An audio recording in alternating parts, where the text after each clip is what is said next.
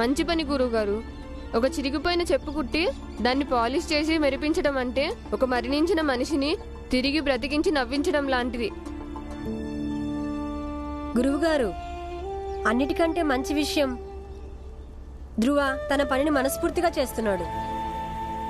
మీరే చెప్తుంటారుగా, ఏ పని చేసినా సరే దాన్ని మనస్ఫూర్తిగా చేయాలని. నిన్న రాత్రి నాకు ధ్రువ ఏం చెప్పాడంటే, భీమ్రావ్, నేను అంబేద్కర్ గురువు గారి మాట విని చదువుకోలేకపోయాను, కానీ ఆయన నేర్పించిన జ్ఞానాన్ని దృష్టిలో పెట్టుకొని నా జీవితం గడుపుతానని చెప్పాడు. ఇక మీరు నేర్పించిన జ్ఞానం ప్రకారం అయితే పనే దైవం కదా. నేను నా దైవాన్ని పూజిస్తున్నానుగా గురువుగారు. ధ్రువ, నువ్వు సరిగ్గా చెప్పావురా. జ్ఞానం అంతా మనకి పుస్తకాల నుంచే దొరకదు. మనం మన చుట్టూ ఉన్న ప్రపంచం నుంచి కూడా చాలా విషయాలు నేర్చుకోవచ్చు. కావాల్సిందల్లా ఏకాగ్రత, మనసుని లగ్నం చేయటం. అలాగే గురువుగారు.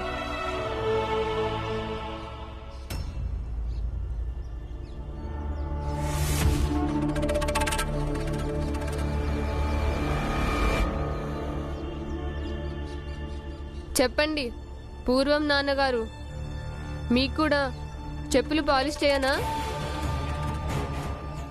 మీరెలాగో నాకు దహన సంస్కారాలు చేసేశారు, అందుకే మీరు నాకు పాత తండ్రి.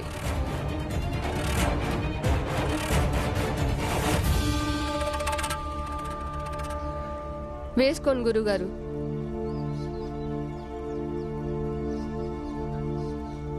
ఈరోజు చాలా మంచి రోజు. మీకు మాస్టర్గా ఉద్యోగం వచ్చింది. ఇక దానివల్ల నా మిత్రుడు భీమరావు చదువుకి ఒక దారి దొరికింది. ఇంకా ఈరోజు నా దుకాణానికి మొదటి రోజు కూడా.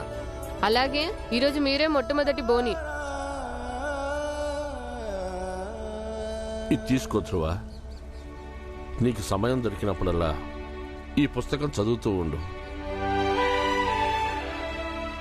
ఇది నువ్వు చేసిన పనికి నేనిస్తున్న కానుక.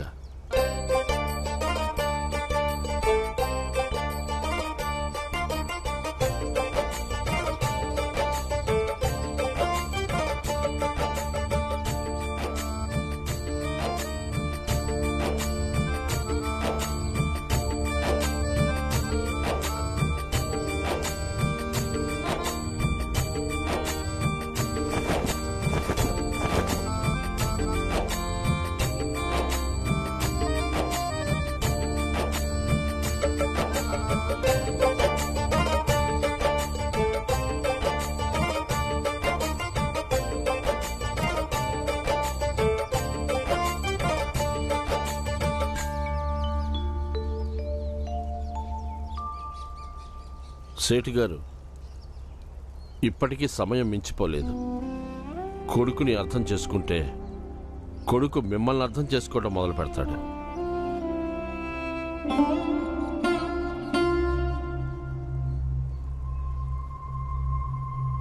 రా భీమ్, నేను పనికి వెళ్ళే టైం అయింది. నీకు తెలుసా, నువ్వు చేస్తున్న ఈ పని ఉందే, దీనివల్ల ఆ భీమరావులాగా పేదవాడిగా దరిద్రుడుగా ఉండిపోతావు. అప్పుడు నీకు పెళ్లి గిళ్ళి ఏమీ అవదు. అవునా పాత నాన్నగారు? మీరెవరో నాకు తెలియదు. ఇక పరాయి వాళ్ళ దగ్గర నేను జ్ఞానం నేర్చుకోను. మీరు వెళ్ళండి, మీ పని చేసుకోండి, నేను నా పని చేసుకుంటాను. వెళ్ళండి. అన్నట్టు ఎప్పుడైనా చెప్పులు తెగిపోతే అప్పుడు దుకాణం దగ్గరికి రండి. నా బిడ్డని నాకు దూరం చేసిన పాపం భీమరావు ఇంకా వాడి కుటుంబానిదే. భీమరావు మీద కసి తీర్చుకోవాలంటే నేను వాడి కుటుంబాన్ని ఇబ్బందులు పెట్టాల్సిందే.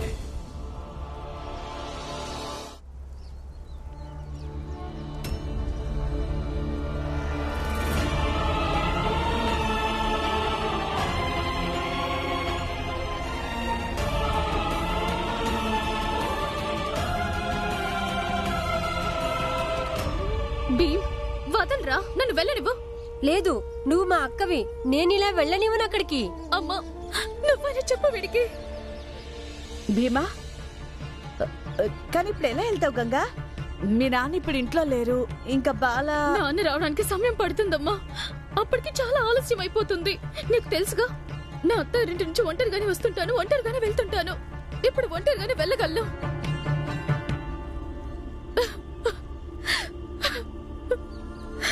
నా కొడుకు ఆరోగ్యం బాగాలేదంటమ్మా.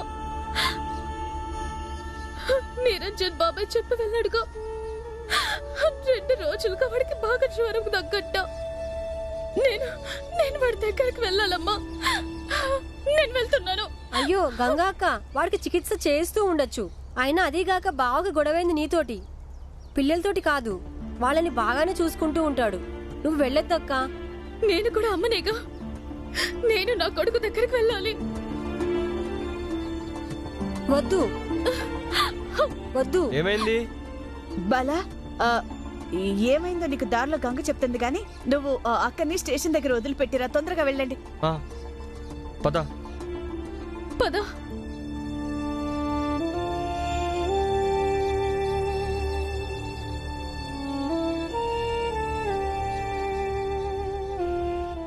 అత్త, జాగ్రత్తగా వెళ్ళు. అంతా మంచి జరుగుతుంది.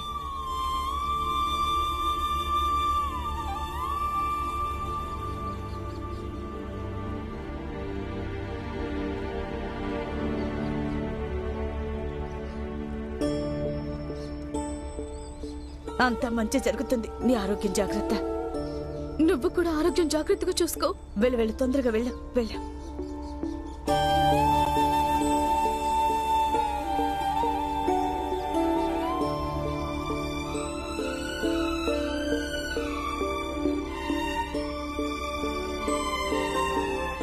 గంగా అక్క వెళ్ళొద్దు. గంగా అక్క,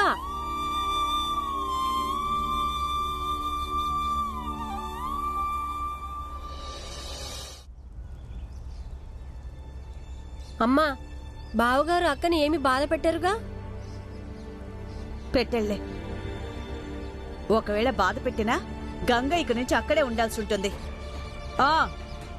ఎందుకంటే ఆడపిల్లకి పెళ్ళయిందంటే ఇక అత్తారిల్లే తన ఇల్లు అవుతుంది. ఆమె చచ్చినా బతికినా అంతా అక్కడే జరుగుతుంది. ఇదే లోకం రీతి, ఇదే జరుగుతుంది. కానీ అమ్మ, ఆడవాళ్ళకి ఈ నియమం ఎవరు పెట్టారు? తను తన ఇల్లు వదిలేసి వేరే వాళ్ళ ఇంటికి వెళ్ళిపోవాలని. ఇక ఆమె భర్త ఆమె పట్ల ఎలా ప్రవర్తించినా సరే ఆమె దాన్ని భరించాల్సి ఉంటుంది. ఇంకా ఆమె అదే ఇంట్లో ఉండాల్సి ఉంటుంది. ఎందుకలా? భీమ్, బాబు, ఆడదాని బతుకు కేవలం సేవ చేయడానికే ఉంది. అత్తమామలకి సేవ, భర్తకి సేవ, బంధువులకి సేవ, బిడ్డలకి సేవ. ఇక ఇవన్నీ చేయడం వల్ల ఆమెకి స్వర్గంలో చోటు దక్కుతుంది. ఈ విషయాలన్నీ నీకు ఎవరు చెప్పారత్తా? పుస్తకాల్లో రాసిందంట, ప్రవచనాల్లో కూడా విన్నాను. భార్య భర్తకి దాసి అవుతుందట. ఇంకా భర్త ఏమో భగవంతుడంట. అందుకే భర్త ఆశయాల్ని గౌరవించటం ప్రతి భార్య ధర్మం అవుతుంది. భార్య భర్తకి దాసి అవుతుందట. ఇక దాసీలుగా ఇవన్నీ చేయవలసిందే భీమ్. అయితే ఈ ధర్మం తప్పు కదా అత్తా? ఇంకా పుస్తకాలు కూడా తప్పే. ఈ విషయాలన్నీ రాసి ఉన్న పుస్తకాలు. నోర్మయ్,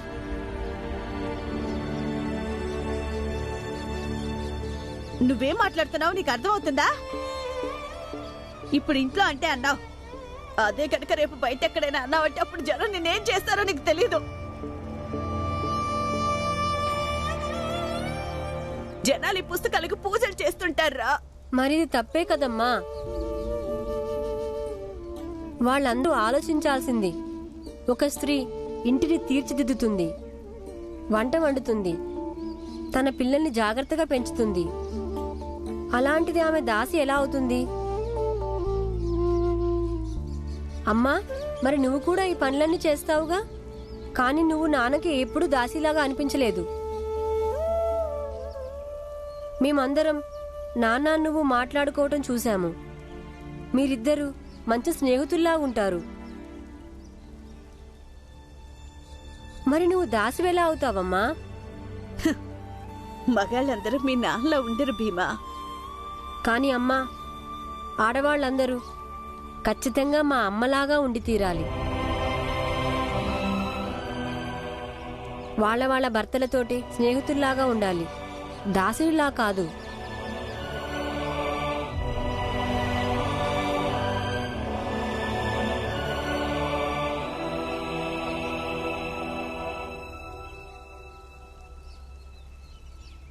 సేట్ గారు, ఏమైంది? సేట్ గారు, మీరు ఎలా చెప్పమన్నారో నేను అలాగే వెళ్ళి చెప్పొచ్చాను. సేట్ గారు, సేట్ గారు, ఆ గంగ అత్తారింటికి బయలుదేరింది. ఆమె వెంట బాలా ఉన్నాడు, కానీ వాడు స్టేషన్ వరకు వెళ్తున్నట్టున్నాడు. ఇప్పుడొస్తుంది మజా. రామ్జీ సత్పాల్, నువ్వు నీ కొడుకుని గొప్పవాడిని చెయ్యాలనుకుంటున్నావు. ఇంకా నేను నీ కూతుర్ని నరకానికి పంపించడానికి వచ్చాను. ఇప్పుడు నిర్ణయించుకో, కొడుకు కావాలో కూతురు కావాలో. గురుగారు, గురుగారు,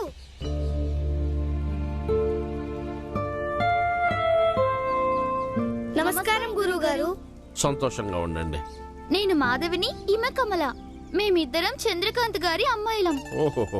ఇంకా భీమరావుకి దేవుడిచ్చిన అక్కలం కూడా.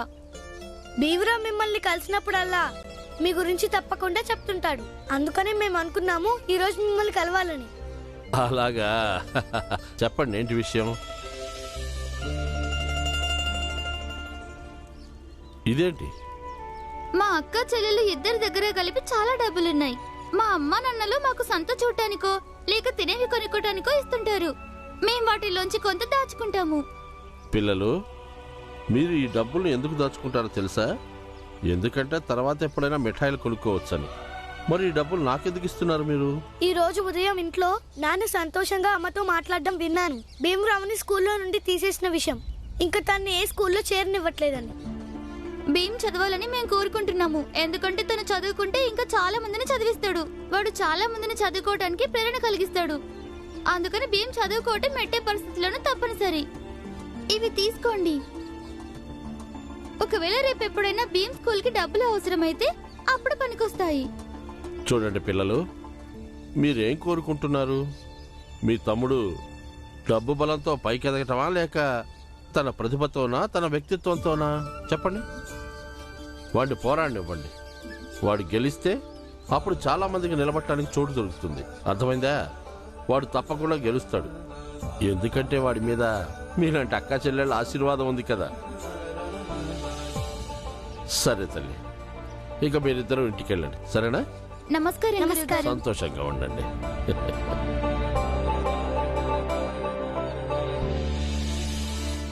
ఏం రాంజీ, ఏం చేస్తున్నావు? రోజు తినడానికి మా ఇంటి నుంచి పూరీ కుర్మా తీసుకొచ్చా. అది నీకు చాలా ఇష్టంగా రామ్జీ.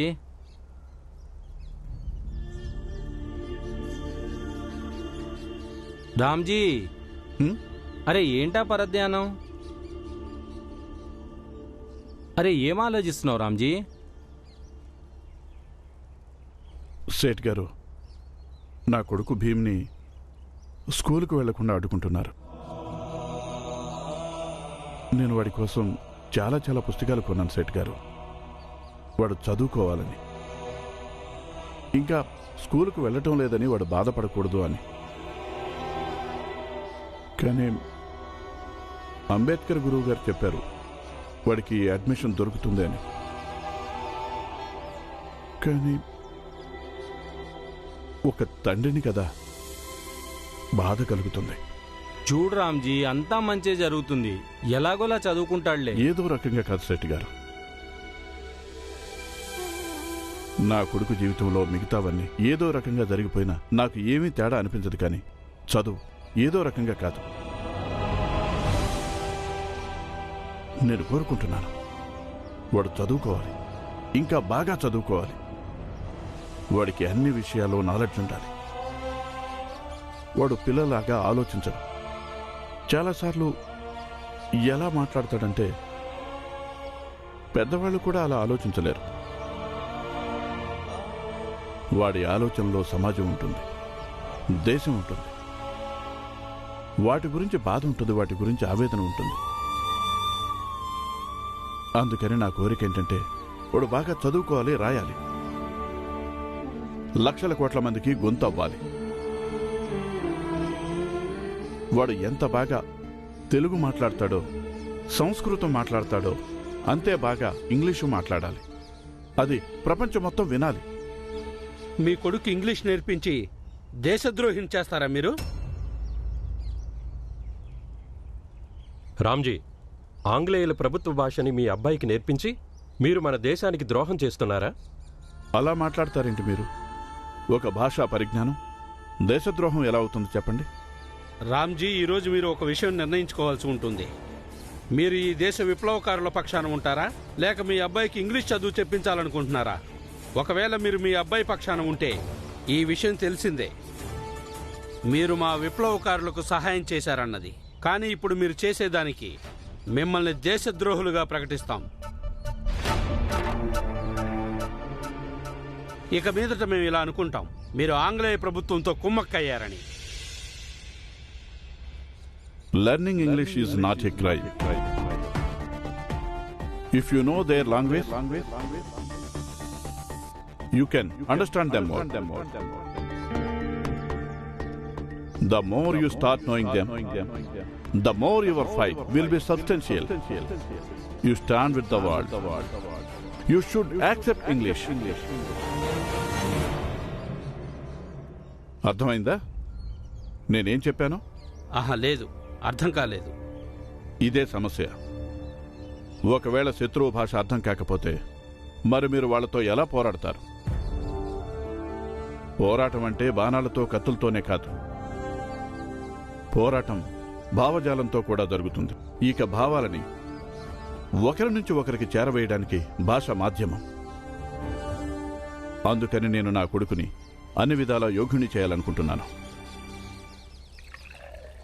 ప్రిన్సిపల్ గారు, ఆ చిన్న జాతి పిల్లాడికి 2 దేవుడిచ్చిన అక్కలున్నారు. వాళ్ళు పెద్ద జాతి వాళ్ళు. నాకు దారిలో కలిసి నన్ను బతిలాడారు. గురువుగారు, మీరు ఈ డబ్బులు తీసుకుని భీమరావుని ఏదైనా విద్యాలయంలో చేర్పించండి అని. భీమరావు గనక చదువుకుంటే సమాజానికి ప్రేరణగా ఉంటాడని. కేవలం వంచితులకు మాత్రమే వాడి మీద ఆశ లేదు, చాలా మందికి ఉంది. చదువుకు దూరంగా ఉంచబడిన వాళ్ళు, చదువుకు దూరమైన అమ్మాయిలు కొందరు భీమరావులా చదువుకోవాలనుకుంటున్నారు. భీమరావు కేవలం ఒక విద్యార్థి మాత్రమే కాదు, వాడొక కాంతిపుంజం, ఒక దివిటి. అది అజ్ఞానము, అణగారినతనం అనే అంధకారం నుంచి వెలిగింది. ఇక ఆ సమాజ ఉద్ధారకులు ఇప్పటిదాకా ఈ అంధకారాన్ని అవకాశంగా తీసుకున్న వాళ్ళు ఆ దివిటిని ఆర్పేయాలనుకుంటున్నారు. ఇక మరోపక్క ఇప్పటిదాకా చీకట్లో జీవితాన్ని వెళ్లదీస్తున్న వాళ్ళు ఆ దివిటి వైపు చాలా ఆశలు నిండిన కళతో చూస్తున్నారు. చాలు, చాలా ఆపండి మాస్టారు. నేను మహాత్ముణ్ణి కాదు, నాది విశాల హృదయమూ కాదు. కానీ ఇప్పుడు మీ మాటలు విని నా మనసులో కూడా ఆసక్తి జాగృతమైంది. అసలు భీమరావులో అంత ఏముంది? రేపు తీసుకురండి వాణ్ణి, నేను చూస్తాను ఆ భీమరావు ప్రత్యేకత ఏంటో.